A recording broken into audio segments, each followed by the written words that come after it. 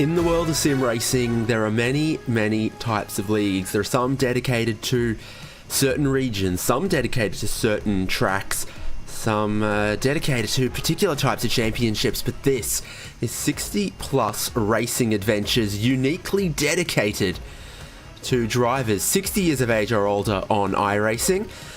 If it was a normal distribution, there would be multiple iRacers turning 60 every day, and we certainly do see new drivers come in season to season, and this is the start of a new one.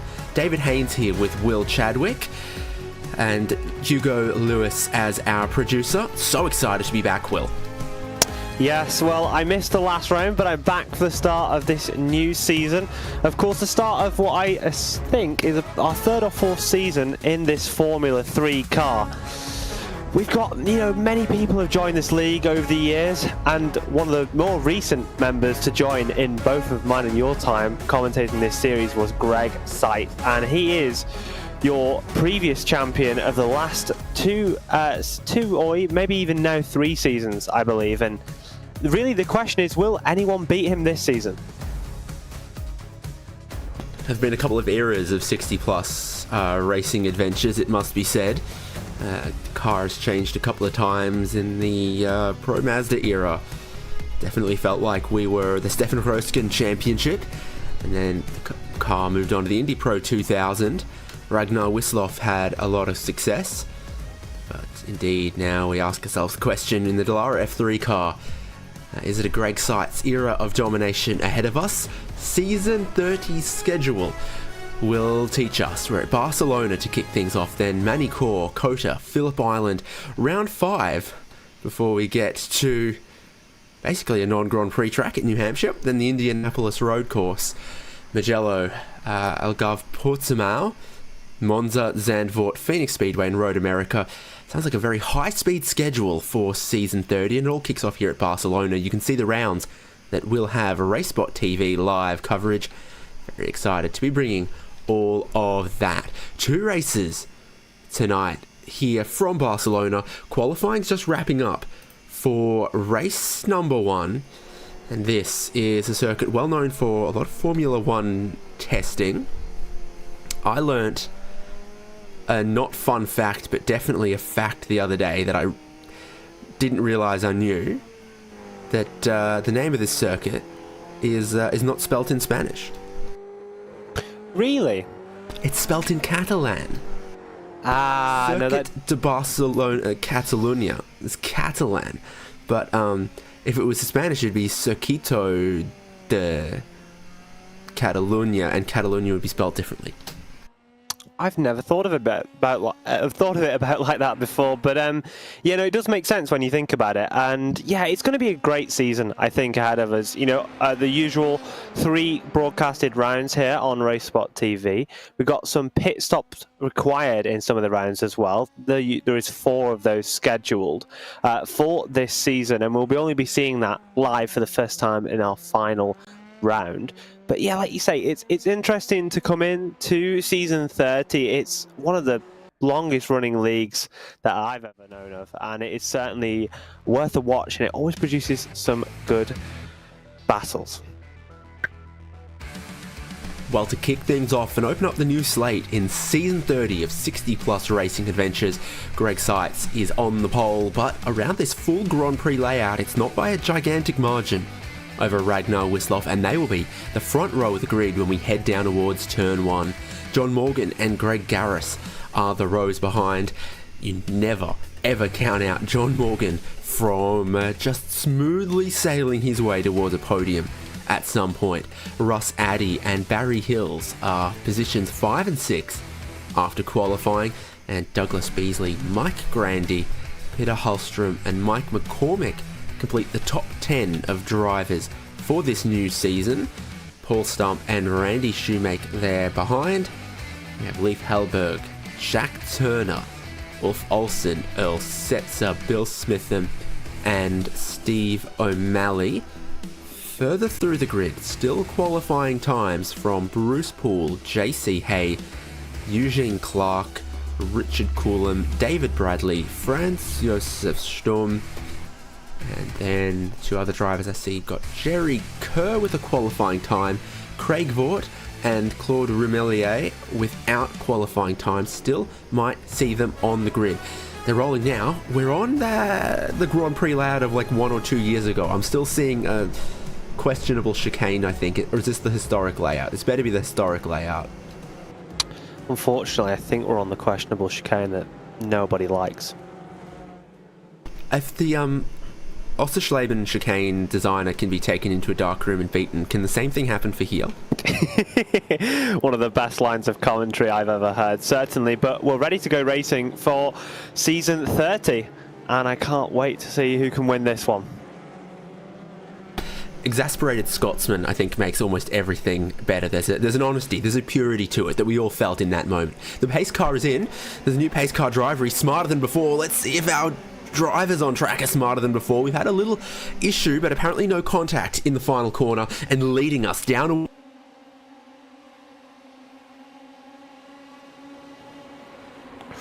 And that is a big crash in the background there for one of our drivers starting sort of in the mid-pack. It seems to have been a lot of carnage to start this season, and that's Peter Holstrom. Car number 33 has had a bit of an issue, and you see a few drivers again losing it again, so a bit of a dramatic start to the start of this season 30. We've got drivers off left, right and centre. Of course, the cold tyre effect is very extreme, and that's Ragnar Wisloff round, and I think that's one of the maybe Morgan, I'm not quite sure, but Barry Hills who's off in the background alongside I think Mike McCormick as well. So a really chaotic start to the first few laps here. These tyres are violently cold, and I don't hesitate to think maybe it's got to do with some of the changes to tyre compounds, track surface, etc., all to do with rain, of which there appears to be none here. I don't think this is a car that's enabled for it, but they're certainly really struggling on what is a bit of relatively slick tarmac, and in these conditions as well, really struggling to all warm up the tyres. Peter Holstrom's issue, and the part of the engine cover came off, and you see what the pod off the left-hand side of the engine cover actually does here. It's covering the air restrictor and the 4 long intake trumpets that control the performance one brand of engine to the other in Formula 3 racing. Ragnar Wisloff, he was on the front row. Now he's having troubles. There's dramas back here with John Morgan and Ulf Olsen as well out of the final chicane. Don't get your car beached on those yellow sausage curbs, but also don't reverse back into the line of fire. It is messy for the opening lap from Barcelona. I don't think I've ever seen it this chaotic to start a season here, and what you say is season 30 of the F3 League for the 60 Plus Racing Adventures. We've seen many people slip and sliding around, and although we've not changed car this season and the weather generation system has changed, this car isn't really too affected by that because it is not rain enabled like its slightly newer Dallara counterpart, which has just been added, the Super Formula Light. So all of that after one lap gives Greg Seitz a 3.5 second lead over Russ Addy and Greg Garris. Battles all through the field, as is always typical of 60 Plus Racing Adventures. Everyone finding someone, their speed, their skill to race against. Big braking zone at the end of the back straight here. There's a few drivers that really cursing their luck or the way that they approached that initial lap, and it's drivers like Ragnar Wisloff, John Morgan, Peter Holstrom have all lost many spots in this opening lap, but zero-sum game, as they say. For every driver that loses spots, someone else has to gain them. And Bill Smitham is up 11, Randy Shoemaker's up 8, Eugene Clark also up 11 spots. Just as I said that, Bill Smitham's actually run off before the final corner. Here's a few drivers shooting past him, including Leif Hellberg and Paul Stump. Stump seems to have a good run here, and he's pulling to the inside, giving the inside line in towards turn 1. It is kind of a chicane with 1 and 2, but nonetheless the inside line is where you want to be here, and he demonstrates that.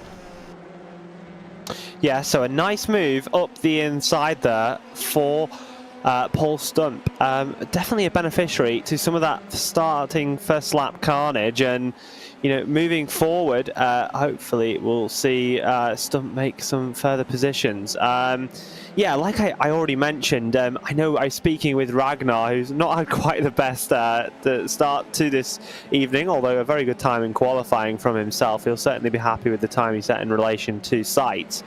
They were questioning whether they were going to change car again to the new Super Formula Light. The Super Formula Light, although sounds not like too much of a predecessor to this car, is essentially the newer version. It's the new offering by Dallara, and it is kind of the natural evolution of this car. So maybe in coming seasons we could have another car change again, and then we maybe even might get some rain involved.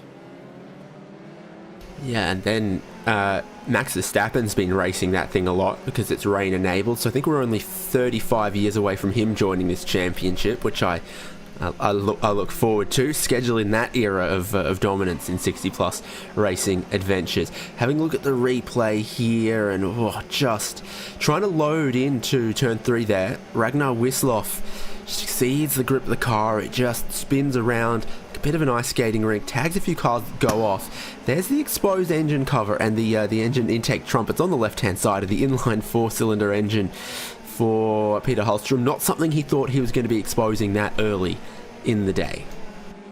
Yeah, hopefully. I assume he would go into the day hoping he wouldn't have to expose it on the racetrack at all. And as you see, a lot of momentum coming off that wall, and whether it's a conscious decision or not, the lack of holding brakes really moves him quite a lot around the track, which makes it hard for his other competitors to understand where he's going to go. This has just happened. And, oh wait, no, that was also from towards the end of the opening lap. There was another issue elsewhere on the track. That has just happened. And yeah, it's that chicane, right? Yeah, it's that chicane, and they're both trying to race, but once they become so far apart but still alongside, when they converge back together, it's a lot more of a tricky situation, because you're not quite sure where the other car is, and unfortunately it's ended not too good for the both of them. But moving forward, hopefully we will see some more things. Mike McCormick has lost his entire front nose cone section. Be interesting to see maybe how that happened. I know he was involved in a crash a little bit earlier on. Well, it's not typical, I'll make that point. Certainly. Carrying on reasonably well in spite of it, but you imagine he'll have to pit. I feel like everyone can see that and it should be a meatball flag, but apparently it's not. No, so I don't think it is, but it will be causing a huge amount of time loss. They really do suffer a lot from losing that front downforce. Yeah, obviously. I mean, there's little holes, and I mean, I don't know what quite the ambient temperature is, but I don't think it's too hot here. So maybe cold feet is another symptom.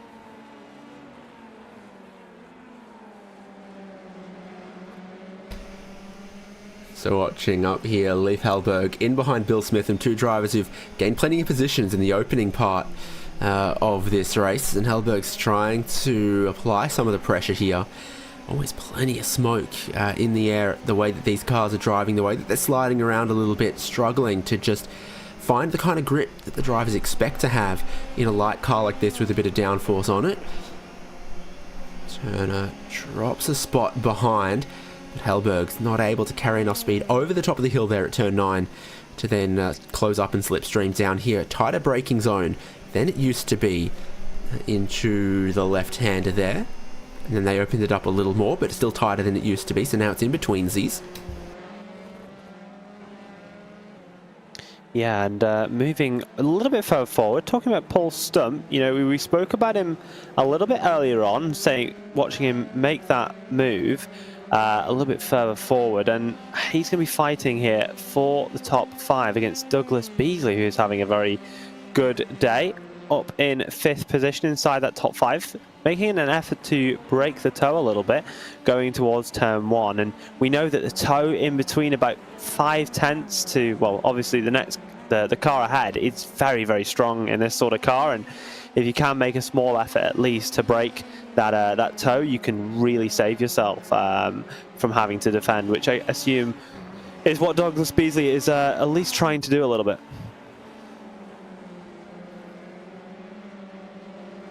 Both the races will be 17 laps today, so we're starting to really work our way through this one. It's a moderately high average speed circuit around here. A lot of medium speed corners, really long pit straight, 5.5 kilometers or so around Circuit Catalunya Barcelona. Just got to be careful of some of those yellow curbs in a little place or two.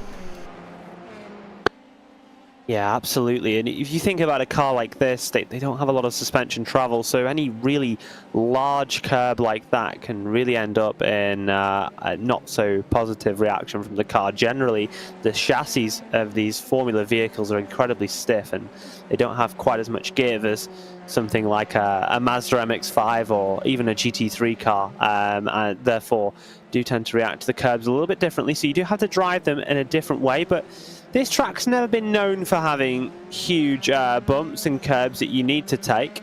Very, very flat surfaces most of the places, which is what makes it so good for testing a car. And why it can be home to smooth operators. And talking of a smoother operator, you've got Leif Hellberg up the inside. Really nice move, slipstream pass, and in that beautiful NVIDIA livery. And I really don't feel like we've seen a lot of Hellberg here in the 60+ racing leagues towards the sort of front, at least from my memory at least. Not one of the classic names that always springs to my mind, but doing really well in the aftermath of a bit of that carnage on lap number 1, and up now inside to the top 7, and maybe even the pace to go on and challenge for a top 5 as well. So moving forward and moving on, the fastest lap of the race unsurprisingly belongs to Greg Seitz, a 1:37.687. Trying to have a look at who's sort of next after that. Probably Russ Addy. There are some quick drivers further through the field again after what happened in the opening couple of laps. Franz Josef Sturm, also one of those drivers a little bit out of position who could work his way back up and through.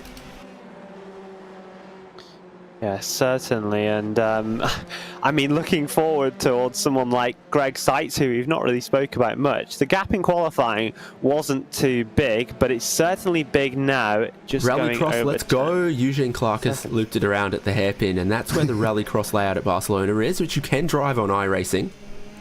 Eugene Clark's not after pit entry. Douglas Beasley as well, unfortunately, has had a spin.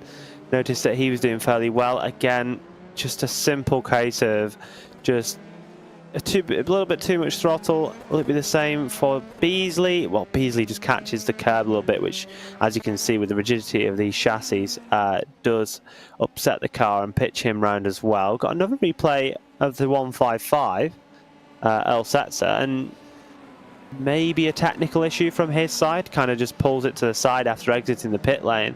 You can maybe think that he either realised that it wasn't worth it, or maybe he had an issue with his wheel or equipment. Maybe he accidentally took new tyres and he was scared. Potentially, yeah, as it would suggest this race. People on cold tyres has been quite scary. Wisloff up inside to the top 16. And he's been through pit lane to fix his car. Toto Wolff could never, and so he's working his way back up through the field, cutting through quickly at the moment, obviously based on how quickly he got around David Bradley, but he'll struggle to close quite as quickly on Bruce Poole or Eugene Clark, and then there'll be some slimmer pickings after that. It's certainly one of these kind of hot lap situations where you're just going to push yourself as hard as possible to try and make up the gaps. Looking a little bit further forward, Morgan around the outside under the braking zone, really showing a superior level of braking, but also speed down the straight there. Very nice and clinical move, and Morgan's now got quite a large gap ahead of him to the likes of Stum, but at least has been able to clear JC Hay quickly, and is now able to get his head down and see if he can make any more time up in order to maybe get inside the top 10. Speaking of, top 10 are fighting. Turner and Stum both switching positions, look like to be the same livery sort of cars, so it may even be a tactical change. Potentially, Jack Franz is faster than you. Franz Josef Sturm goes inside of the top 10. Other battles elsewhere here, like Leif Hellberg and Bill Smitham. Smitham's also been coming through the field while Leif Hellberg was making a couple passes. So now Smitham, both of them past Mike Grandy. And Smitham catching up towards Leif Hellberg for what's now 6th position.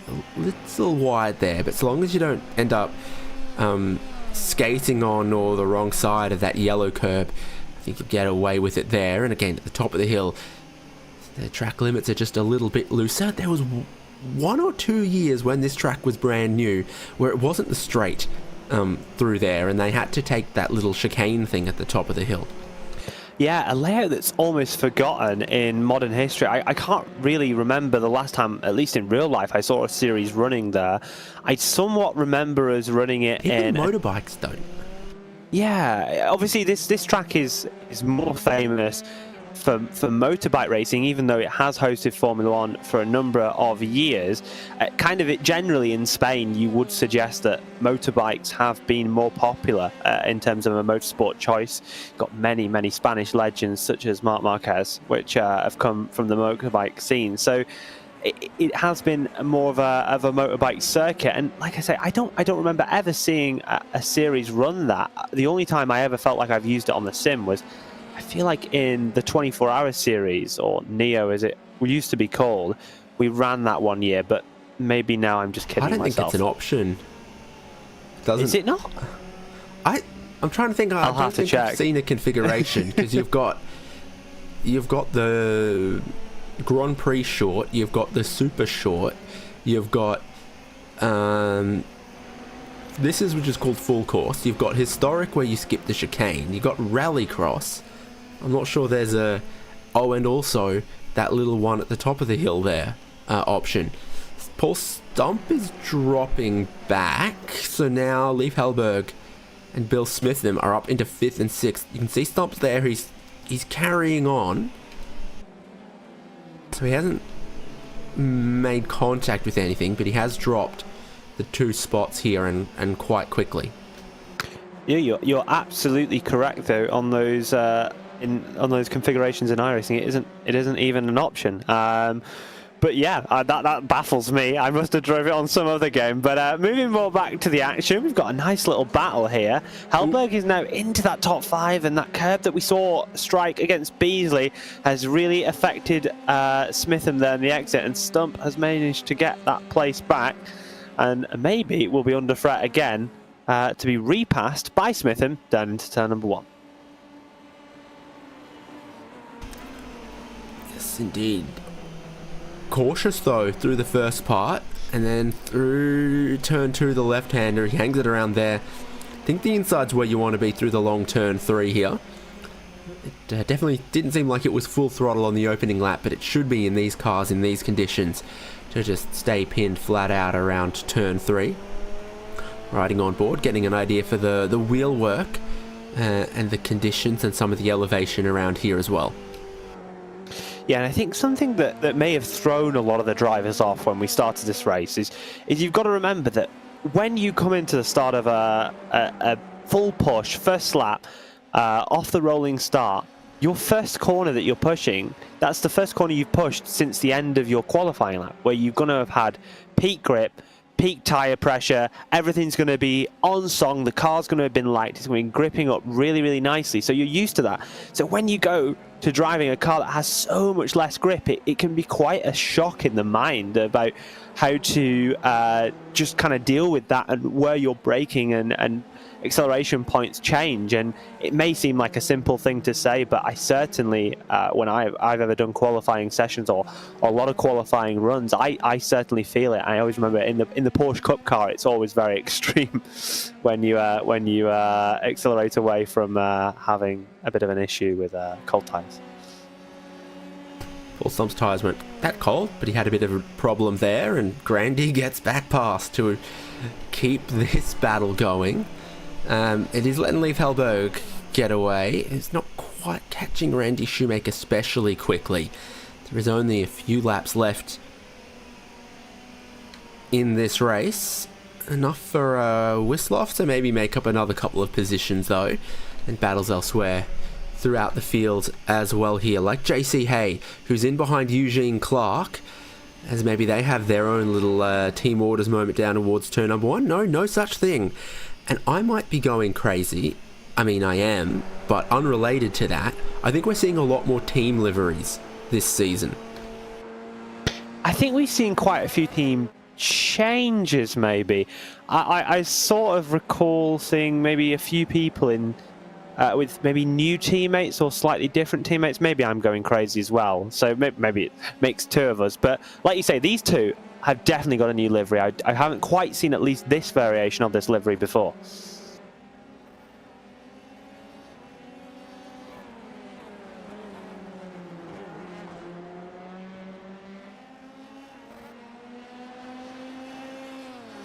So, not many laps to go then in this race. 5 still is a fair amount around what is quite a long lap. I think, you know, one of these modern Grand Prix circuits. Yeah, it's shorter than Bathurst, so it's not a long lap. Well, Bathurst is a very big That's track. my yardstick, you know. Every track is either longer or shorter than Mount Panorama circuit. What is Mount Panorama, like 6 kilometres? 6.2. So, Spa is longer. Yeah. I think that... Jeddah is 0.1 less. I think Jeddah's 6.1. I know not on iRacing, but something that springs to mind.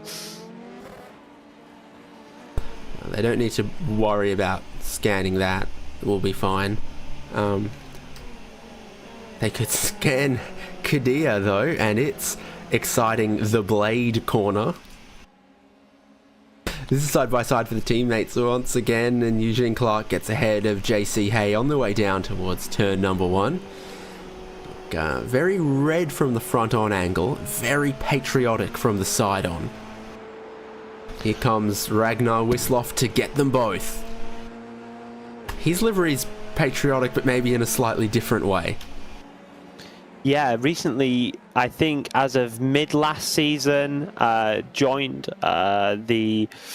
Oh, my brain's now gone blank, but he joined a sim racing team, a very famous Nordic sim racing team, which is called, when my memory reminds me,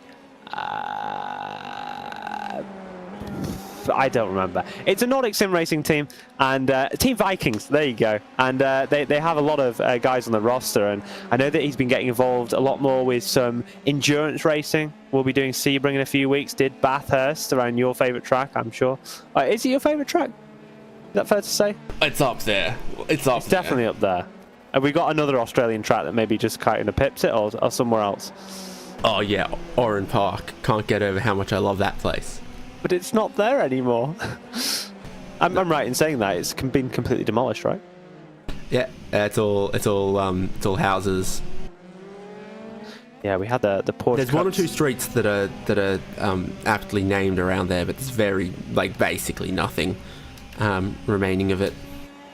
That's really a shame, but we have got Wisloff now maybe able to attack into turn number 1. Will he go for a dive? He's certainly going to show the nose.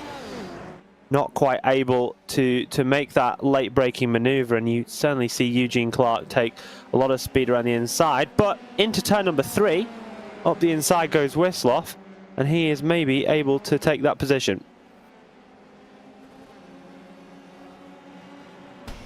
They're side by side and towards turn 4, but more speed, more confidence to Ragnar Wisloff as he comes back through the field. He need not worry too much for race 2. It's a whole new qualifying session, a whole new race start, and a whole new clean slate for him. This is very much information gathering for that race number 2 for him and a few of the other drivers, like Peter Hallstrom as well. But the others who've kept their nose clean in race number 1 will be taking that result all the way to the bank.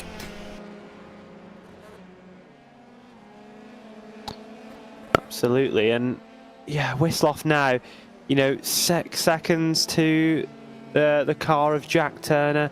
Will he be able to, well, definitely not anymore. I was going to say, will he be able to close that down in just the remaining laps? He's certainly got a lot of pace, but unfortunately losing a lot of time there, grounding the car out on one of those big sausage curbs on the exit of the hairpin.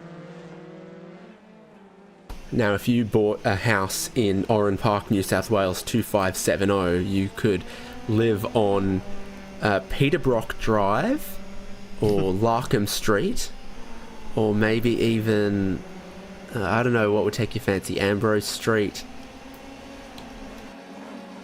Any of them, really. I think I'd love to live in Australia. It's certainly normally nicer weather than the UK. Or you could kick the footy around Doohan Oval. Why not? Would certainly be a good amount of fun. You're looking at Mike Grandy here, who's in this kind of... Or take a moral victory on the cricket field.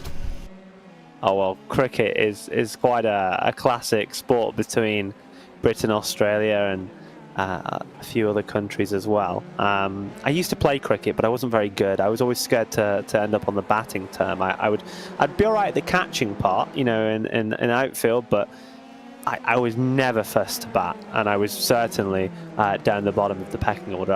I kind of hoped it ended before it got to my turn. Put me at point, I'll take a catch or two, but yeah, that was where I was best placed. It's pretty hot here, 4th, 5th, 6th, 7th, starting 2 laps to go. Greg Garris starting to pull away from them here though, and Leif Hellberg is under pressure once again from Bill Smitham for the 2nd or 3rd time. Smitham's down the inside, he's got his nose in front, turn 1 is his to take. He's got to be relatively cautious on the brakes. Leif Hellberg is caution to the wind, but he might be in a little bit too hot. And he's going to drop back, and now to his inside at turn 3, muscling his way through goes Mike Grandy. Leif Hellberg probably doesn't appreciate that, but Mike Grandy saw an open spot. He saw a little bit too much open space. Yeah, well, unfortunately for Leif Hellberg, who was comfortably running in 5th position, he's now dropped down a few positions into 7th, but still a good position for himself. Grandy, one of these names, I feel like he's always ran this Haas livery. I think that's circa like 2000, I think that looks a bit like the original, to be honest, the 2016 No. livery. No? You think a bit later on? It looks more like... Am I going crazy? There's just like a little bit of blue somewhere around on it? Yeah, you might be right, actually. I was looking more at the side pods. Yeah, it's definitely like a 2021 Haas livery, actually, yeah. That's like after they lost the potato head as a driver, but like too late for them to change too much about the livery. So that makes it 22. Yes. Yeah. No, I agree. It would be 22 then, I guess, in that case. Final lap. I like the one year that they did the Battleship Grey. Yeah, that was 17, I think. Or 18. Greg Seitz has started the final lap. I think you were going to say that. Russ Addy, Randy Shoemaker, the top 3. It's the positions behind yet to be decided on the final tour of Circuits of Barcelona, Catalunya. And Mike Grandy, he wants to go forward on Bill Smitham if possible. A bit shallow on the way into turn 3, washed out a little bit wide on the exit. Might not have quite been able to keep it pinned, but there's a few other places that junior cars like this can make passes, like down the hill here and in the final sector and in some other places. Here's Greg Seitz through the final twistier part of the lap as he leads us, having led every single lap in what's a very, very strong title defense. The reigning champion at the first round, the first race of the new season, season 30 of 60 Plus Racing Adventures. He's well on his way to a strong defense by taking victory straight off the bat in Barcelona. Greg Seitz first across the line. Fantastic drive by Greg Seitz, and we've still got a number of positions to be fought over behind. You've got Mike Grandy, who's attacking Bill Smitham into the final sector. There's certainly the opportunity for a move on if the likes of Smitham makes a mistake. However, it looks like he's held it really nicely together in that final chicane and will close out that top 5. Shout out to Russ Addy, one of our former champions, getting P2 as well. And Randy Shoemaker up in 3rd was a great finish for him.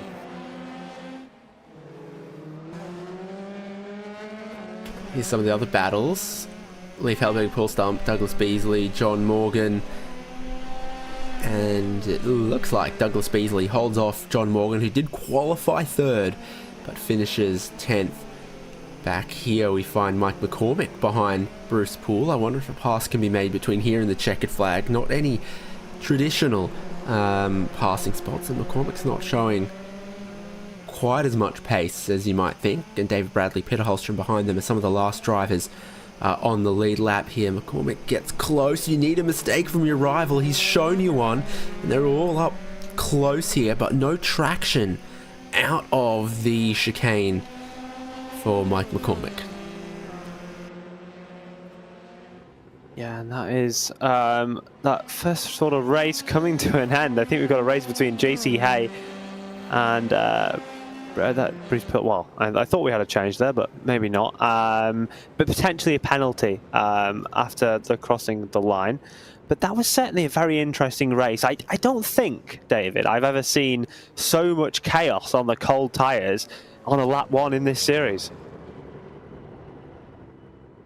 I've seen some cold race start tyres before, but it was absolutely lethal out there for a little while before they got temperature into the tyres. GT4s used to have absolutely stone cold new tyres.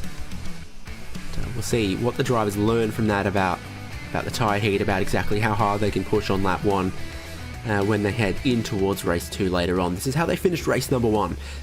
The pole, leading every lap, the win, the fastest lap, it all goes to Greg Seitz. And then Russ Addy and Randy Shoemake complete the podium for the first race of the season. Greg Garris, Bill Smith and Mike Grandy, Leif Hellberg, Paul Stump, Douglas Beasley and John Morgan as the top 10.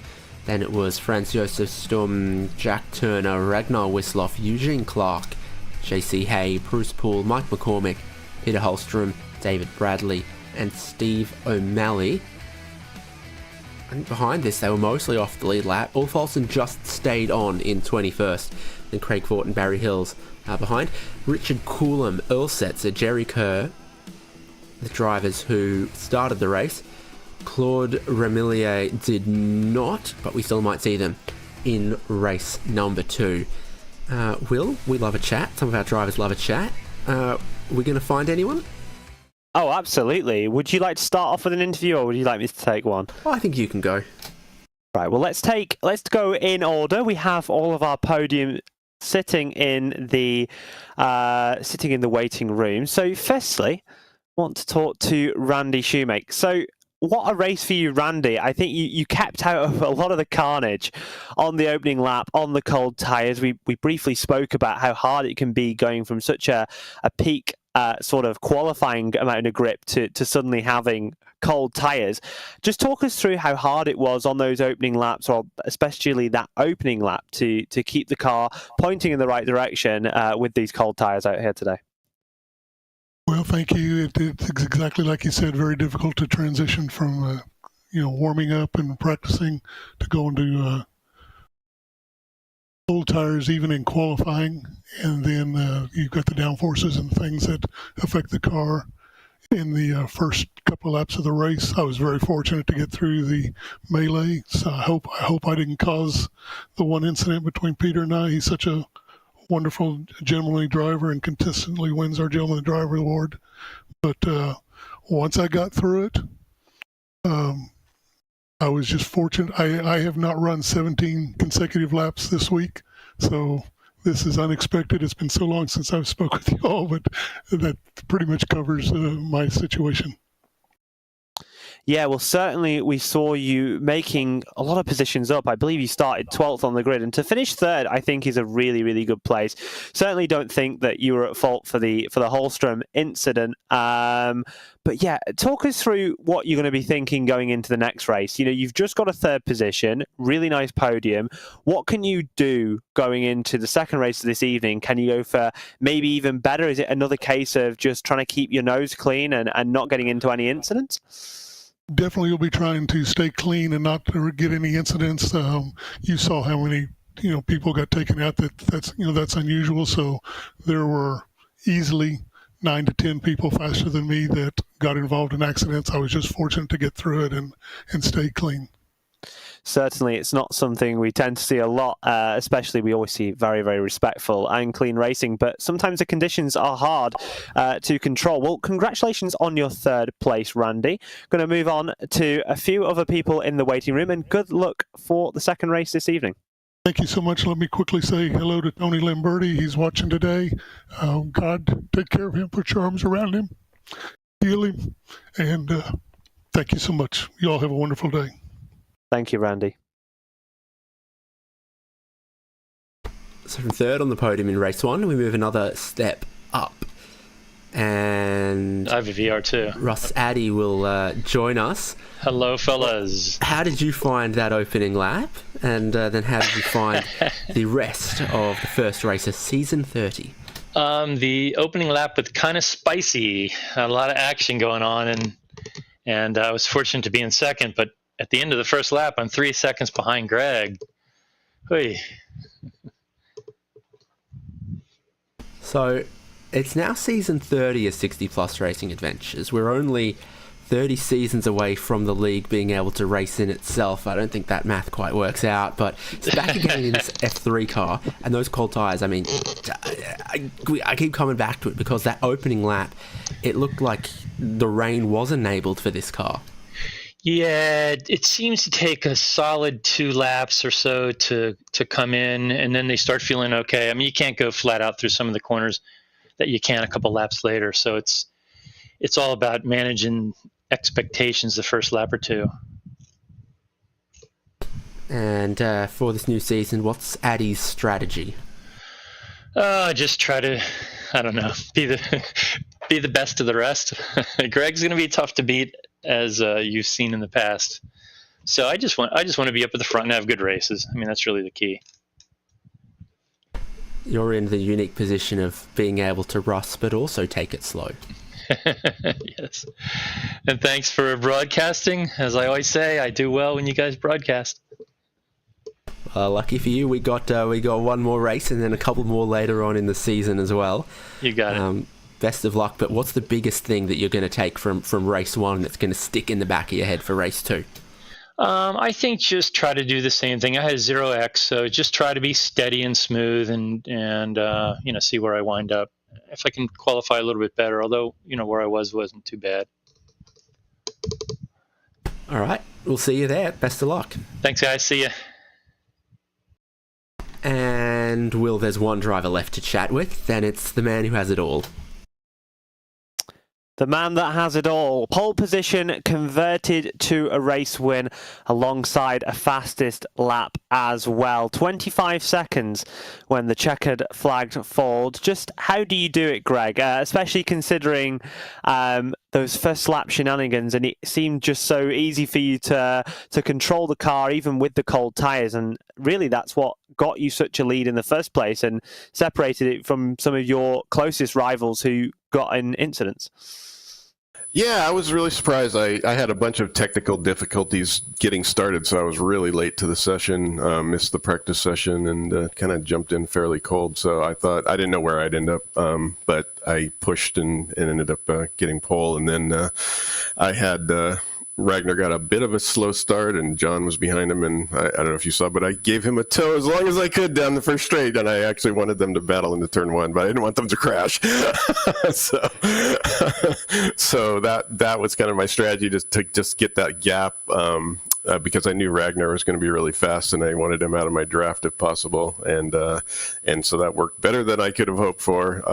And then I just kind of put my head down and pushed. Sometimes when you're that far ahead, it's hard to stay focused. But I think because I didn't spend a bunch of time practicing, I was actually ready to kind of stay focused, and kind of used it as a hot lapping session after I pulled enough of a lead. Yeah, well, you were 700ths faster in the race than you were in qualifying on your fastest lap. Going into the next race, we know Ragnar is going to have still a lot of pace, and like you say, you tactically used a little bit of the slipstream to make sure that he was fighting into turn 1, and it could maybe give you that bit of a gap to get away from the tow, from the slipstream. So that really worked out for you. And obviously with Ragnar's incident on like turn 4 of the first race, how do you go into this second race?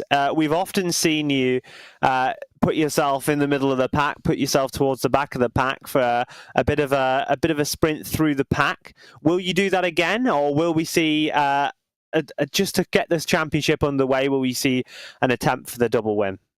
I think it's the latter. I want to start the season off strong and don't want to give Ragnar necessarily an easy shot at things. So I'm gonna try for qualifying. I don't know if I'll actually get qualifying ahead of him. He's been really fast. So I'm kind of going to try to repeat the same strategy of just race hard with him. I don't want to give him a mini position lead since he definitely seems fast. So I expect to be battling him in this race. So it should be interesting.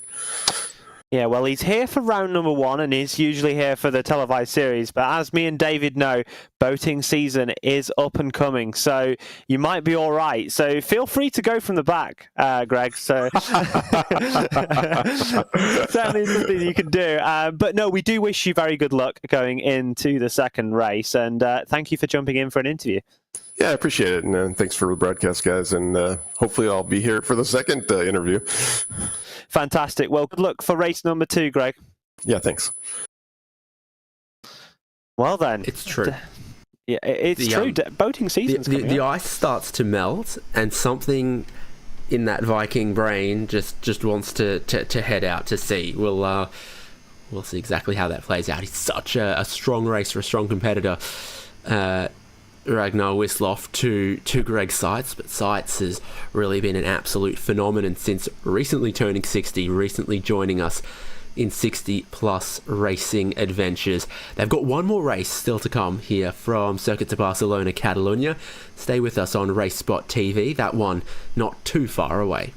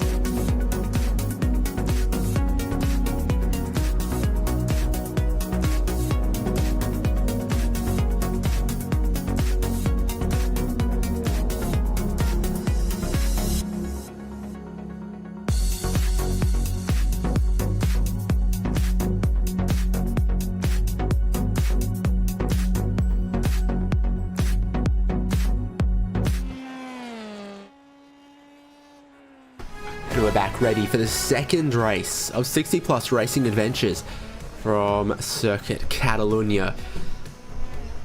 The overriding challenge of qualifying and racing for race number 1 was the cold initial starting tyres. We'll see across this qualifying session how the drivers build up to their pace, and then if everyone has really truly made their notes, learned their lessons, done their studying for race number 2. David Haynes here with Will Chadwick, Hugo Lewis producing. We're seeing drivers, most of them just coming to the end of their outlap, like the 70 of Ulf Olsen. He's about to start his first of 2 flying laps, and it still looks a little tentative. Yeah, it's important to remember that this first banker lap is still kind of, it is a banker, because you're never going to get quite the same performance out of this first lap as you will do in the second. The tyre just isn't there. It's the way that this tyre model works. But as you come down towards turn number 1, you see Ulf Olsen turn the car in generally a nice line. As you see, when Olsen comes up onto that left curb, the car rotates and pitches up. This often causes the rear right to be overloaded and can cause a bit of oversteer. So you want to kind of avoid that unless the car is kind of set up to take it. Going down to turn number 4, it's kind of tricky on the exit. You want to keep it sort of to the right-hand side to then set up into the hairpin. A narrow entry, taking a bit of curb, maybe washing out a little bit too much for Olsen's likings, but generally wanting to take a tight line through any sort of hairpin. Coming through the next section, fast left-right, pretty simple as long as you don't catch the sausage curb on the exit, and this corner I assume is pretty close to flat, and especially in a high downforce car like this Formula 3 car, it certainly will be close no matter what. Again, getting the car rotated as much as possible, straightening the wheel for the exit, through this left-hand kink, just about positioning the car into this final sector, keeping nice and tight, opening up the wheel as you accelerate on, not quite using all the track to turn into this final slow chicane. Set up the left-hander, then the right, and making sure that you don't get onto the sausage curb on the exit, and that is a lap of the Circuit de Barcelona. You can see that the times are coming in on the left-hand side from the end of the first runs of every driver. Greg Seitz has a 1:37.8 up top at the moment. Richard Coulomb now in the number 68. He's getting into his first flying lap right now as well, so he's a little further behind the program to a lot of the other drivers. Seitz, Garris, Wisloff, Stump, Hallstrom is the top at the moment. Yeah, very, very fast lap from Seitz on lap number 1. We heard from him in the interview not wanting to he wanted to set off this season on a strong footing, doesn't want to take any risks, certainly with these first few rounds. He knows Ragnar's fast, despite the fact that boating season is arriving quickly, and certainly very impressive lap to do on lap number 1. Just to remind you guys that pole was I believe a 7.2 or a 7.02 or 7.05 was it last session, so that's almost already on lap number 1 the pole position time that was set in the previous qualifying session. A few improvements, Morgan up to 4 tenths back, Garris 6 tenths back. This is people starting to complete their second lap now, where they will see a significant jump in tyre grip and capacity, and let's see how Coulomb does and stacks up on the times when he crosses the line. Yep, flat out through that final corner after the chicane, very, very clearly. Timing line is the checkered flag there, just in the shade. And Richard Coulomb's first time is a 1:44.2. Elsewhere, everyone else improved, like Greg Seitz increasing his advantage up front. Ragnar Wisloff goes to second. Then John Morgan, Greg Garris, Barry Hills, and Gerhardus Jorrison is 6th at the moment. And I think he's got one more lap. I think, yeah, this is lap number 2 here for Jorrison. So the first time has been quite competitive. Yeah, Jorrison 1.5 tenths quicker than his counterpart. Mistake though. Oh, that's a shame. Into the slow. Is the mistake that he had a little bit of a slide, or that his name's written in Comic Sans on the cockpit? look, Comic Sans is a classic font, and unfortunately, the mistake that he did have, I think, is worse than the use of Comic Sans. So unfortunately, despite this lap's improvement, I can't see it challenging Wisloff or especially Sights at the top, but maybe he will slot in third. Not quite, yeah. So quite a big time loss really at that final chicane, especially considering the progress of half a second maybe on the tyres as you start that second lap. Oh, finish that second lap. Coulom's finishing out his second lap. Earl Setzer and Jerry Kerr haven't left pit lane. Everyone else looks to be done in this qualifying session at the moment. Richard Coulomb, personal best first sector, personal best second sector, comes out of the final corner for a significant bit of improvement there. I think that's almost 1.2 seconds that he's found and sent himself up to second. He definitely found plenty of time from lap 1 to lap 2, which of course then gives you more confidence going into the race. All of Randy Shoemake's laps are done, but it won't stop him just feeling out the conditions right now. Yeah, it gives you a good way of kind of feeling where the tyres are at exactly, and kind of where the grip is at on the circuit. Of course, these track conditions often change from session to session, so it is a chance just to get in that little bit extra practice. Sad news, I've been down and confirmed that in fact, yes, the font of choice of Anglo-Dutch Racing is Comic Sans. The website, logo and driver names all in that font. You sound deeply saddened by this fact. I guess it's a sad day inside the commentary booth of David Haynes here at RaceSpotTV. Worse, they've got the Mechachrome logo on their engine box. Oh. So that can't go well. No. Oh, we often know that the Mechachrome logo does mean chaos. We're watching Sights getting a few extra laps to kind of feel his way out into the first session. As you can see, something to note there is he's taking a lot more entry curb into the last slow section corners and generally using the track a little bit better than we saw from the likes of Ulf Olsen when we rode on board. And I think it's really important to note that when you watch someone like Sights, how he kind of uses the track and where he positions his car into every corner. And that's kind of the advantages that he gets, because he just uses that little bit more track, as you can see here, opening up that first corner, which just enables him to kind of better equip himself and take the corners with a higher minimum speed.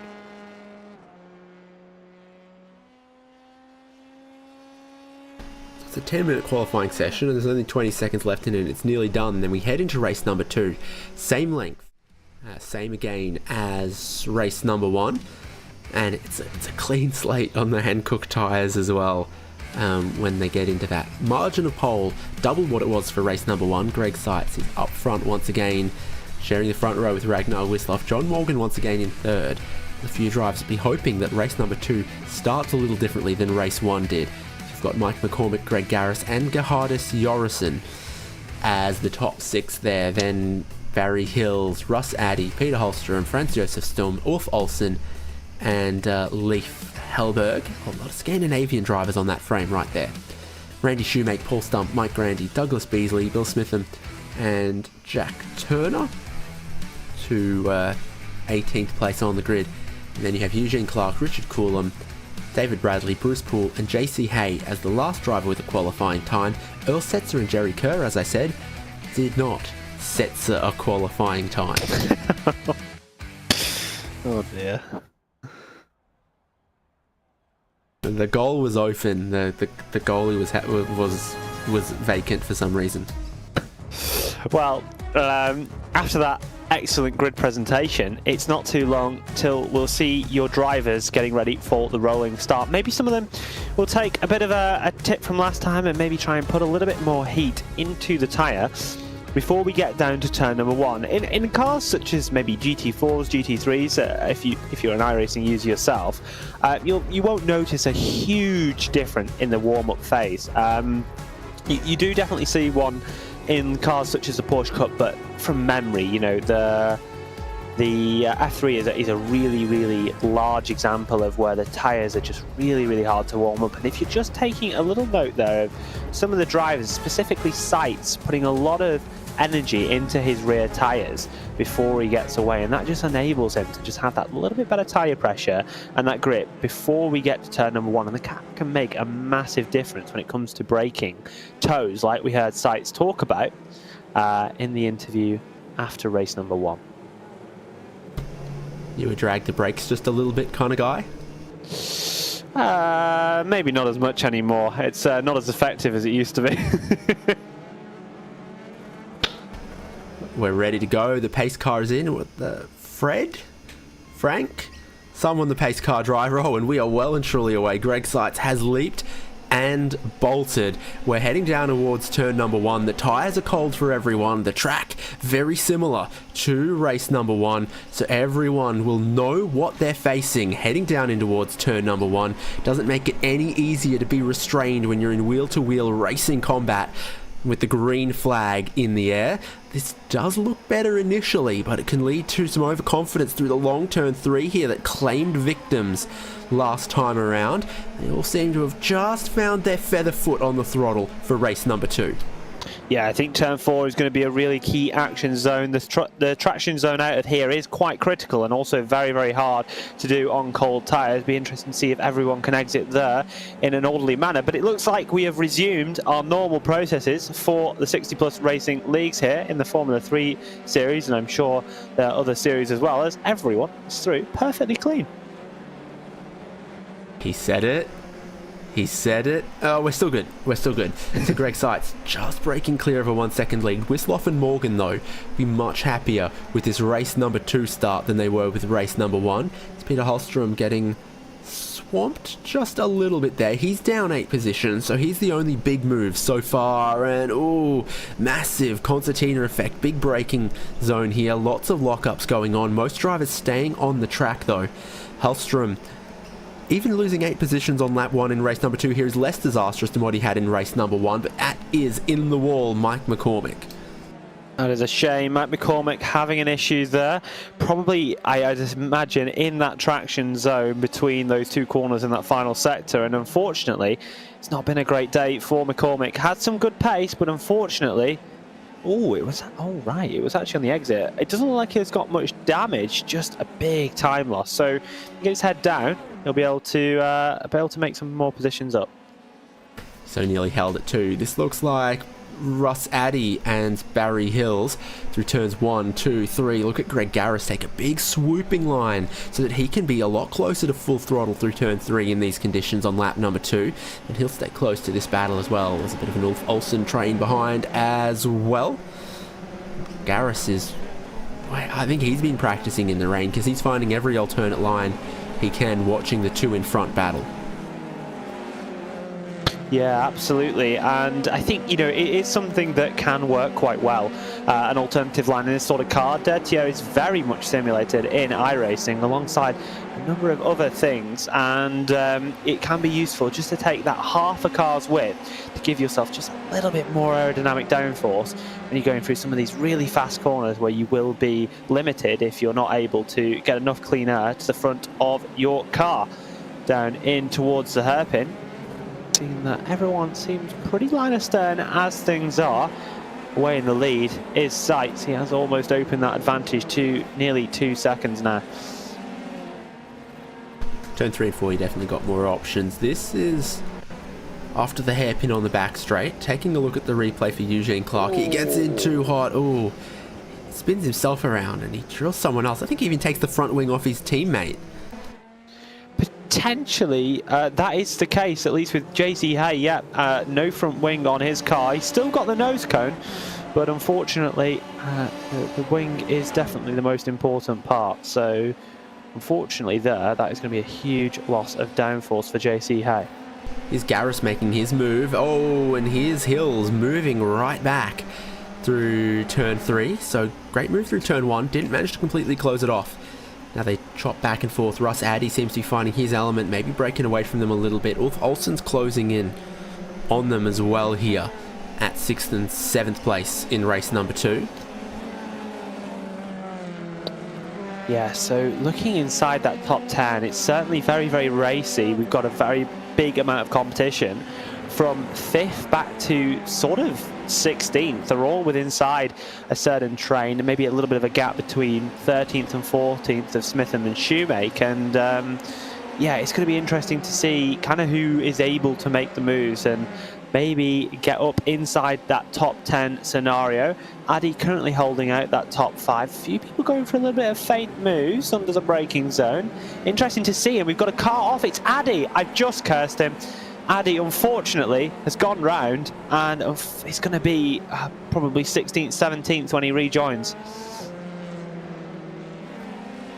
What have you done, Will Chadwick? Oh, I know. I know. I'm very sorry, Addy. I'm very sorry, Russ. Here we are. Oh, yep, it's the yellow curb, and Tony Hawk approves. But I'm not sure Russ Addy does.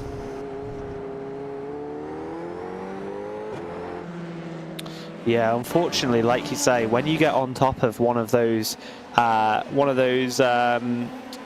it kind of grinds the car out, and you really do suffer a lot with the likes of traction and just general adhesion to the road surface. So unfortunately, spins like that are very, very easy to do when you lift that car up on the underside.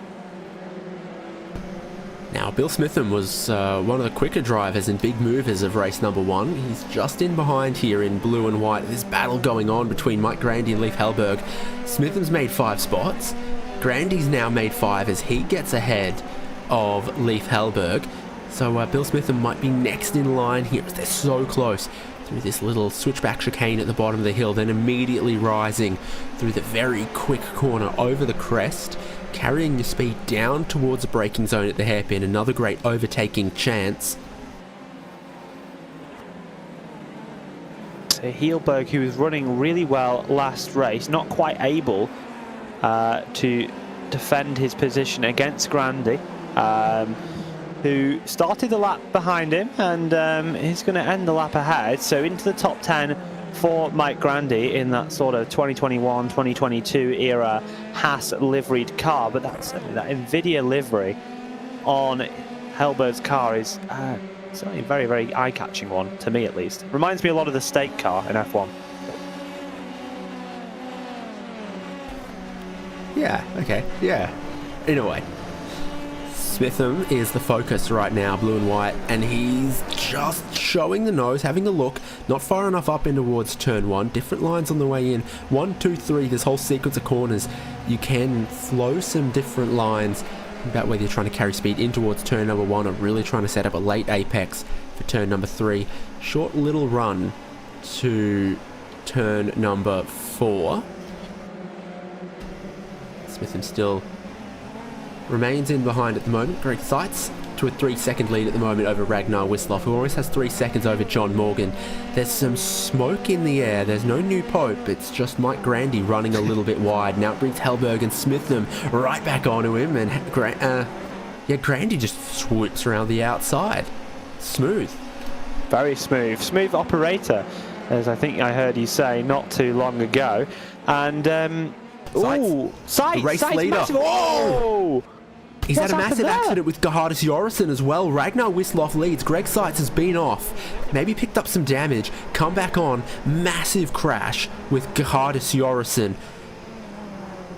The defending champion, the race 1 winner, had a 3-second lead, and he gets the yellow curb. He spins out further than Russ Addy. Got dirt on his tyres when he rejoins, and he loses it into Gerhardus Jorgensen. It is amazing how the challenges, the tightrope they all walk on, lap after lap after lap, can make a fool very quickly of what we know is one of the most skilled drivers in this league. The Max Verstappen of the past few seasons here in 60 Plus Racing League has just made an incredibly uncharacteristic mistake. We saw it from Addy, your champion of not too many seasons ago, the most recent champion that was not Greg Seitz, and now Seitz limping an injured car into the pit lane. He's not even inside the top 20, David. Yeah, massive damage on that car after that. And the grass, I think, is...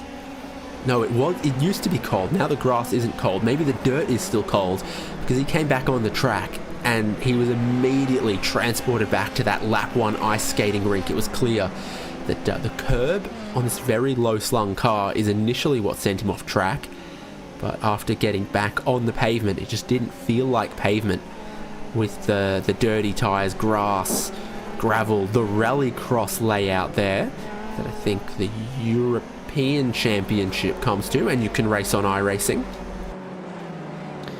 Yeah, it's certainly the case. We've got another spinner in the background. Oh, no. Just as he was rejoining there, Douglas Beasley opted to go to the inside, and unfortunately, he kind of went into where Grandy was rejoining the track, so it was hard to see initially. And then, as you see, Beasley was kind of hoping to tempt the way or predict the way that Grandy was going to go. As you can see, lost the car early, tried to catch it rather than kind of back out of it completely. And yeah, unfortunately, Beasley just completely guesses wrong, and unfortunately causes them both to have major damage and really be out of this race. If you are making a guess, aim for behind the rear wing, not in front of the nose. A car can jump forward a lot quicker than it can jump backwards, and it's more likely to be in forward gear. Seriously, if you just aim for the rear bumper of a spinning car, you'll never hit it, because it'll spin away from wherever the rear bumper is as you're aiming for it. I was often 80% of the time, every time. I was often told, never look at the car that's spinning or crashing, just keep on your own line. But sometimes that definitely doesn't work. Sometimes the car is on your line, but I think a lot of people sometimes often get drawn into crashes because they end up looking at the car, and I think you often look where you go. At where the spinning car is spinning to, but if you look at where the spinning car is right now and you aim for that, when you arrive, it won't be there anymore. Definitely the case could be said for most incidents, but you never know. It can always change. We're looking at McCormick, who had that little mini spin on, I believe, lap number 1 or 2 if it wasn't 1, and he's just now trying to make up a little bit more positions. You know, qualified 4th, had good pace, was around about a second off the pole position, and running in 12th at the minute, but certainly got the pace to be able to push through at least to the top 10, you would say.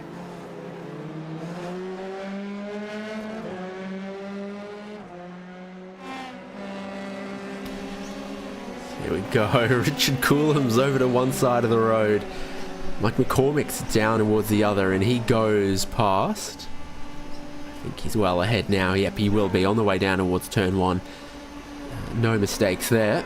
McCormick back up into 11th now. There's been a series of dramas elsewhere on circuit that have given him a couple of more spots back, and he can still hunt his way up towards a top 10 where Jack Turner currently sits in the 10th place.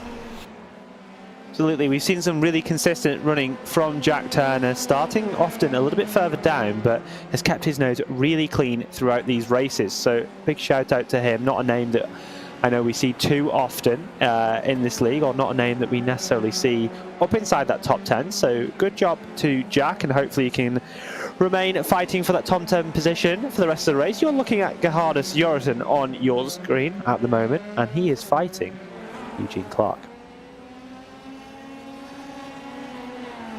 Even Ariel or Times New Roman might have been better. It's really upset you, hasn't it? A lot of great options.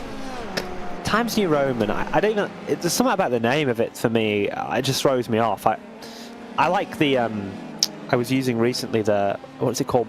Benick Shafter font. I was quite enjoying that one. I thought it looked quite nice. You might not know the one. New Courier is... I mean... It's simple, but it works. Impact font in the right occasion. It's good. Oh, that's wide. That's across the wrong side of the curb. Always a tough rejoin there. Gerhardus Jorgensen's going to get this spot away from Eugene Clark, who just got baited into running a little bit wide into the right hander that funnels you down towards the quick chicken. Quick chicken, is that a technical name that you this is where I learned like how young you are. There's like Fernando Alonso at Manicor in like 2004. I was 2 years old. And they're like interviewing him about the new layout there, where they've added a chicane to like the final sector, and he's like, "It's good. You jump over the quick chicane." Certainly something that can happen across language barriers. But yeah, like I say, I was 2 years old in 2004, so not quite watching Formula One at that stage, unfortunately. Neither was Ollie Behrman, but you know, here we are. Was he even alive in 2004? I don't think he was. Oh well. He's working his way through the field. He's to the inside here. That's good. Don't go too wide. But off that narrow exit, not picking up the power. So you need to get down the inside. You need to get well down the inside there as well if you're going to make that move on Randy Shoemake. And as they had that little side-by-side, Franz Josef Sturm got clear by another about half a second here as he sits in 8th in the green machine. Yes, and I've been figuring out why Jack Turner has had such a good turn of luck and consistency in these races so far. He actually has a RaceSpot logo on his engine cover, which of course means that you gain half a second every lap. That's kind of the normal rule of thumb, and hopefully for Jack, it's going to be able to keep him ahead of Mike McCormack in the last 7 laps of this race. Here he is. Clinical double-blind trials have shown that a RaceSpot logo on the engine cover does no worse than a Mechachrome logo. I don't think it could do any worse than a Mechachrome logo, to be honest. Usually a rather tragic logo to have, especially if you're going for the Formula 2 Championship. Will it help you feel safer on your next flight if I tell you that Mechachrome also make fan blade assemblies for engines that go on Boeings? Oh gosh, so if Boeing could get any worse, wow, well, what can I say? If it's Boeing, I'm not going. Thus seems to be the prevailing thought at the moment. It's Russ Addy carrying as much speed as possible over that crest. Randy Shoemake on a tighter line. Addy still not close enough to have a look down here into this corner where he tried to make a passing manoeuvre, but it didn't stick. That'll do it. No traction for Randy Shoemake. He spins out at what's been one of the most favourite spots. Russ Addy goes through, so too will a few other drivers. Now you've got to be so careful after the rejoin here because your tyres will be so slippery. Shoemake now finds himself in 12th. So Coulomb, Mike McCormack, Jack Turner also got past. Only 3 or 4 spots lost, depending on how you count it. And he was very, very patient. Very, very good rejoin from your podium sitter in race number 1. Shoemake not quite having the race like he did in the opening race this evening. However, he did acknowledge himself that there was definitely drivers that were quicker than himself. He just got in the right place at the right time and unfortunately wasn't able to keep those mistakes down. But at least he can walk away from this round with a podium, and that at this moment will look like to be just the same amount of podiums as the likes of Ragnar Wisloff and Greg Seitz.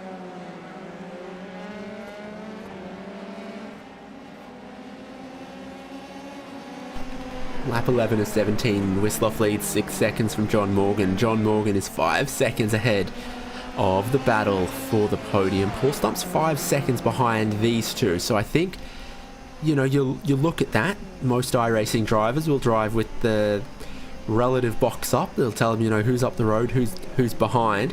And you look at those gaps and you look at how many laps there are left and think, yeah, it's about time to start having a bit of a fight here over the podium.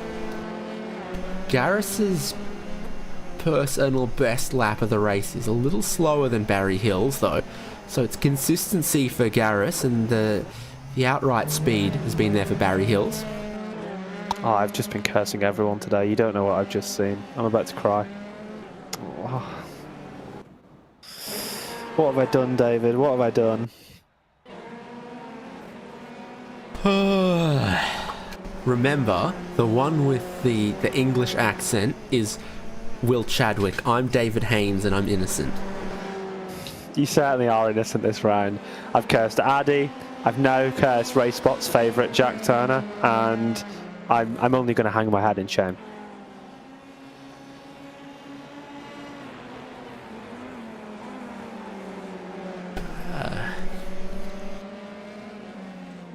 What can we say? Well, moving on. Looking a little bit further back, actually, in the pack, I think we're watching a bit of Seitz' progress. Came in to grab that fast repair. he's certainly going to try and get through these two people here. And now he's up in towards what I think is 17th place. And as you can see there, just on the ticker, below the 16 positions that you see constantly on your left-hand side, Seitz is up into 17th place and will be looking to get the likes of Peter Holstrom towards the end of this race to get up inside that top sort of 16-15 area, and I definitely think he's got the pace to get there. He's still got time to get Eugene Clark. He's still got time to get Peter Holstrom. After that, who knows? There's Jerry Kerr. He's just been passed by Greg Seitz. He just passed Jack Turner. Jack Turner's starting to slowly come back at him, but the lap time's looking like for Seitz 1:39.1 on that lap where he just made the pass.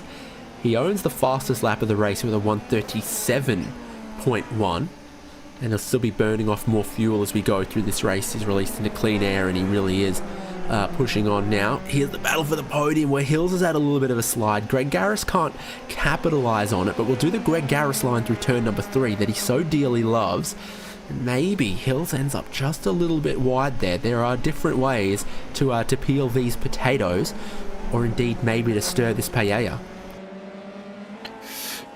That is certainly an analogy, and looking towards his top 3, you know, we often see Hills performing quite consistently alongside John Morgan, who's having a much better race too, ever the consistent. And this battle here between Greg Garris and Barry Hills could be one for the ages. Garris qualified with a better time, but currently Hills is ahead on the track.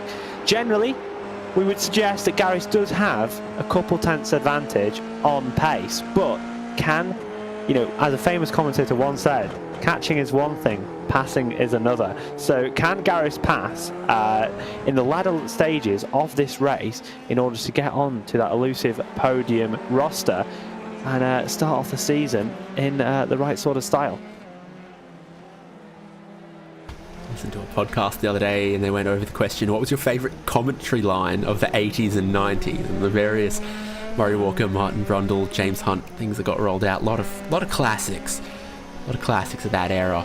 There are now 4 laps to go for these drivers, and Barry Hills feels the pressure. Greg Garris is in his slipstream up to 6th gear, as you'll know when we ride on board, and so he looks off his normal line to the inside of turn number 1, side by side, but Garris is more careful on the brakes and not willing to barrel in there aggressively and press the advantage that he had on the inside line, so Barry Hills remains in 3rd for the moment.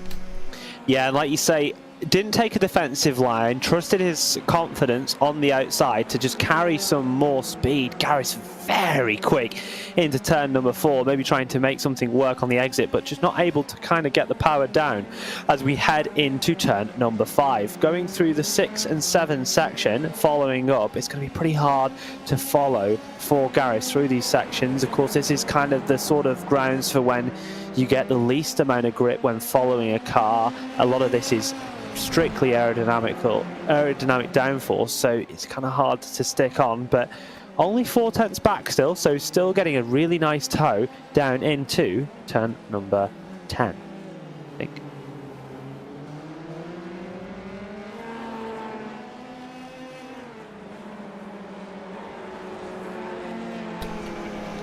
So the battle's on track at the moment, heading towards the end of the second race. It's Barry Hills and Greg Garris. It's also Franz Josef Stum and Russ Addy, who's one of the drivers trying to come back through the field. Greg Seitz is just starting to catch Eugene Clark, and El Setzer is being caught by Peter Holstrom. So a few more drivers coming back through the field that are hoping for more laps in this race, and some of those drivers being caught, hoping that the checkered flag gets waved, say, 2 minutes early. Certainly something that people would be wishing for, especially if you're in the position that you'd like to finish the race. If you're fighting for this 3rd place and you are Barry Hills, you'd be wanting that checkered flag to be flown early. Of course, important to stop after the checkered flag. Well, it's important that the checkered flag gets waved. Yeah, properly. Waved. Yeah, exactly. And apparently it's your fault if you can't see a checkered flag that was hardly embarrassing waved. thing is that I think in Australia or some other places, someone who's on like the board of Motorsport UK or Motorsport Australia, not knowing how to wave a flag, would probably rile up all the volunteers who do wave the flags. Yeah, it really would. And, you know, thankfully, all our drivers get an in-sim notification when there's a flag flown, which is very visible and not just incredibly invisible. So I can't imagine anyone will continue on after the flag here this evening. But with only a few minutes to go left in this race, Gareth looks a little bit stunted in his progress. And looking back to this battle between Stum and Addy, again, sort of a similar sort of gap. You're going to have to be closer than that. Unfortunately, though, Stum on the exit of the hairpin there, or sort of hairpin, 90-degree left, just getting that rear a little bit loose, but catching it nicely, however, losing a lot of time. Everything's a hairpin if you're brave enough to pin it in your hair. So we're on board with Greg Garris in fourth. 2 more times, 2 more laps in this race to hunt down Barry Hills. And again, you see how close he gets through here. We're going to see these different lines. Garris likes to go wide into 3, and then he's absolutely full throttle here, but it seems like Hills gets to carry a bit more speed in, slightly shorter distance there, and still keeps it flat out as the corner starts to just open up a little bit on the exit. Yeah, and a very aggressive entry into the turn there for Garris. Likes to take a lot of speed into turn number 4. We've seen this one before. This sort of gap has been where it's kind of at for the last 2, 3, 4 laps. And really, Garris is going to need to make a decisive move here. Probably on the last lap, probably down into turn number 1 will be his last chance. So this is all about keeping as close as possible as we exit Sector 2 and start Sector 3 for the second to last time.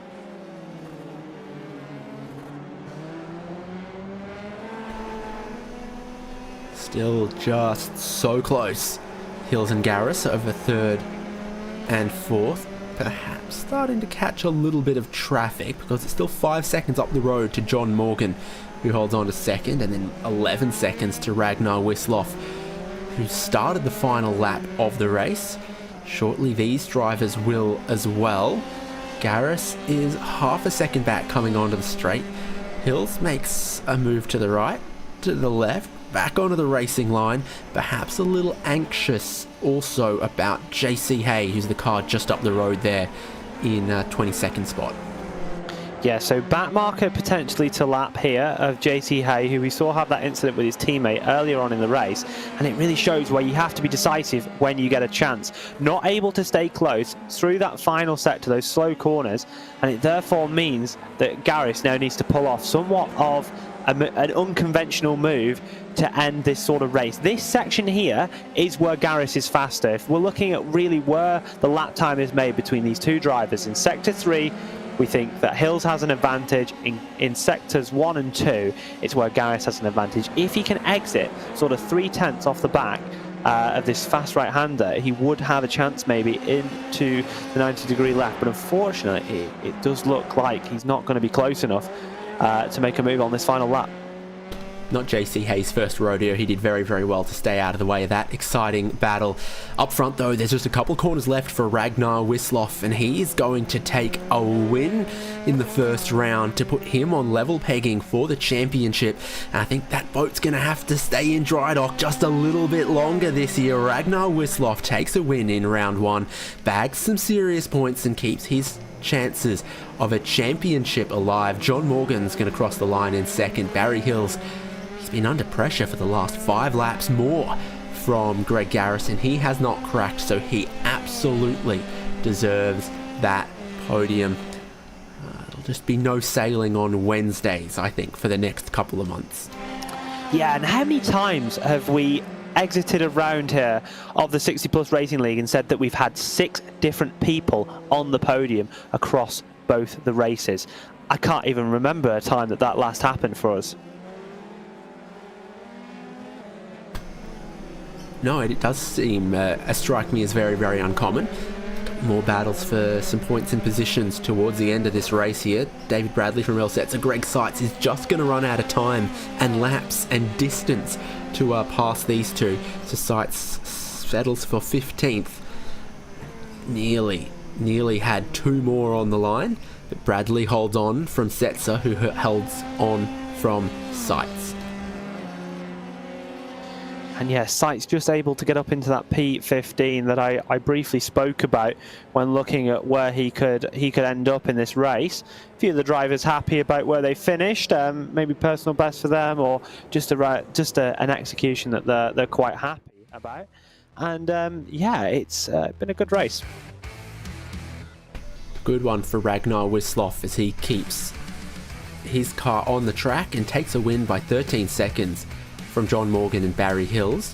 Greg Garris knocking on the podium, knocking but not getting in. Paul Stump, Ulf Olsen, Russ Addy, Franz Josef Stum, Mike McCormick and Richard Coulomb as the top 10. And then Randy Shoemaker, Gahardis Jorrison, David Bradley, Earl Setzer, Greg Seitz, Peter Holstrom, Eugene Clark, Jack Turner, Bruce Poole and Jerry Kerr. Last driver on the lead lap was Bill Smitham. And then JC Hay 1 lap down. We saw him doing a really solid all-round job, staying out of the way of the leading battles there after he was one of many drivers either collected or that collected. And Mike Grandy, Douglas Beasley, Leif Hellberg all started this race, all retired on lap 5. Well then, it looks like we have a few people for an interview. I think considering we've only got 2 in the interview room at the moment, I think we'll take your race winner and I'll have a little chat to him. So, Ragnar, congratulations. P1, 13 seconds, not quite the 25 that Greg had in the first race, but a dominant display after Seitz had issues at the exit of turn number 10.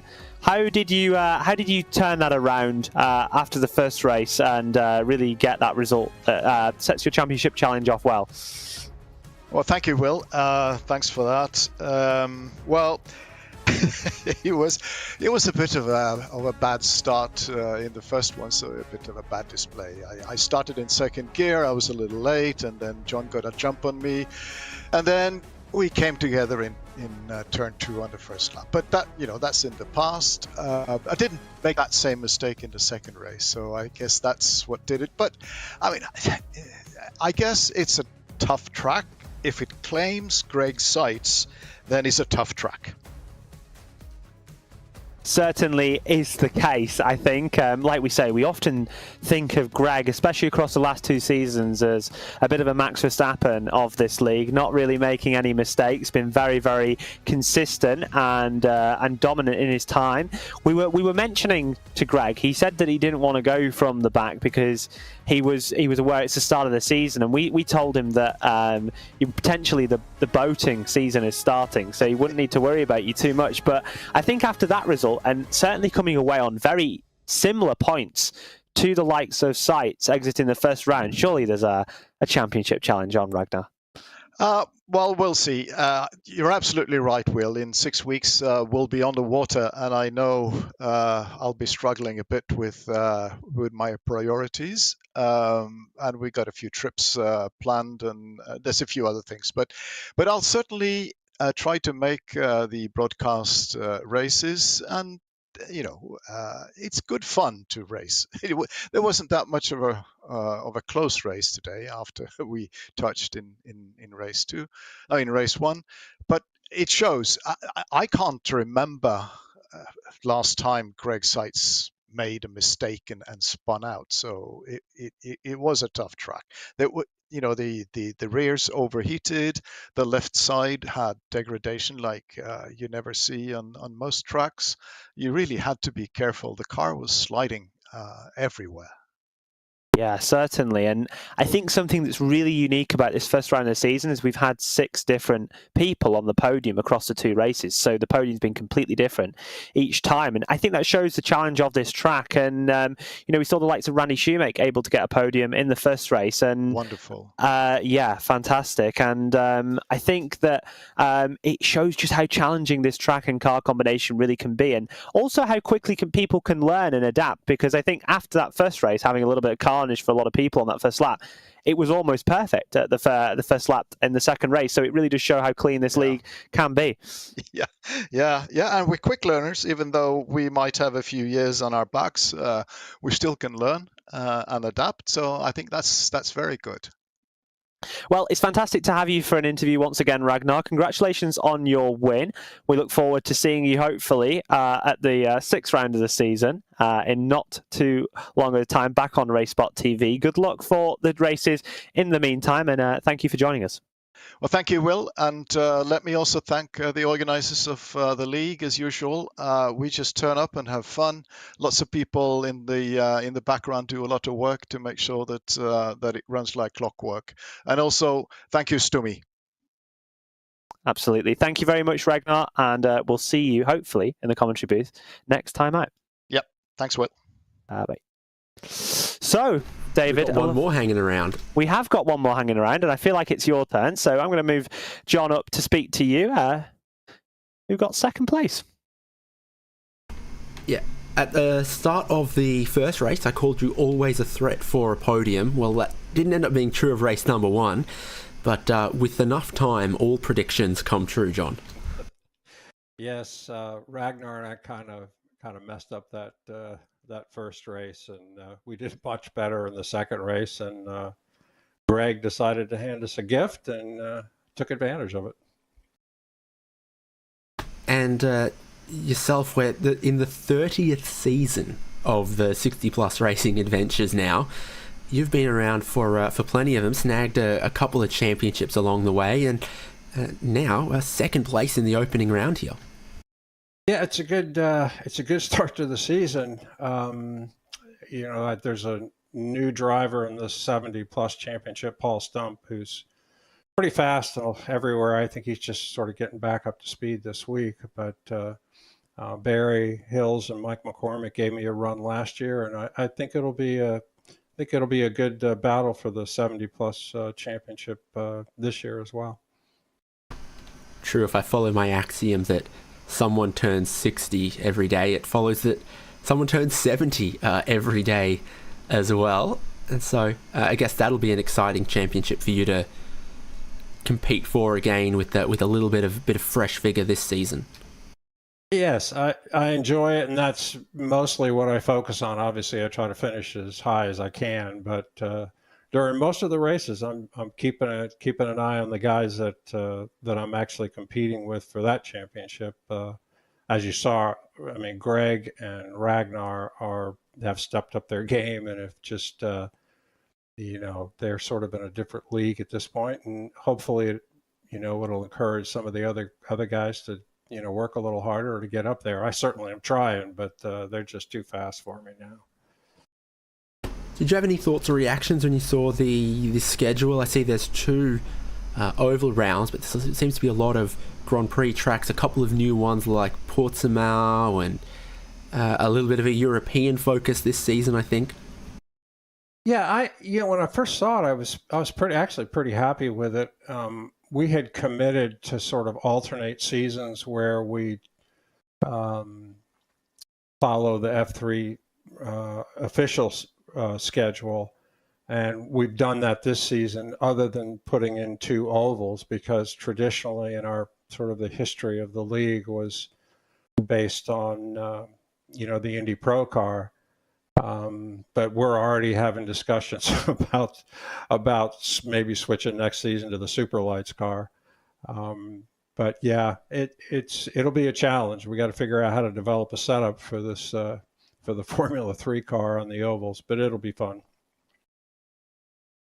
Are you at all interested or worried about going to a car next season that has rain tires? No, because I'm the admin. I can decide whether it's going to rain or not. But I don't know. We've got a GT3 race in the rain this season, and we'll certainly do some testing. I wouldn't mind it. I mean, growing up in Florida and racing motorcycles in Florida, you race in the rain, and it's just a different skill set. So. It would be fun. John Morgan's sunny skies for 60 plus racing adventures this season and maybe next as well. Congrats on this second place, and happy racing to you across the whole season. We'll see you for some of the later rounds. Thank you, David. Well, there we have it. As Will Chadwick pointed out, for perhaps the first time, 6 different drivers across the 2 different podiums of 60 plus racing adventures at circuits of Barcelona, Catalunya. Will, it was definitely looking very challenging out there for them. Absolutely challenging indeed, but very, very fun to watch. You're looking at your schedule now for the rest of the season, of course. Here, as traditional, in season 30, and many seasons has gone by, we are on a 3 live event schedule. We will be back for the middle round of the season at the Indianapolis Road Course, something we've visited in the past and always a good one to watch. And at the final round of the season for Road America on May 29th. Make sure not to miss that, where there is a pit stop required. So the winner of race number 1, Greg Seitz, the winner of race number 2, Ragnar Wisloff, to start a new season of 60 plus racing adventures, with the championship absolutely hanging in the balance, and then the teams championship, the Super 70s championship, also all to play for in this season. We'll see you in a couple of weeks' time at the Yard of Bricks. That being David Haynes with Will Chadwick, Hugo Lewis producing, and this has been 60 plus racing adventures on RaceSpotTV.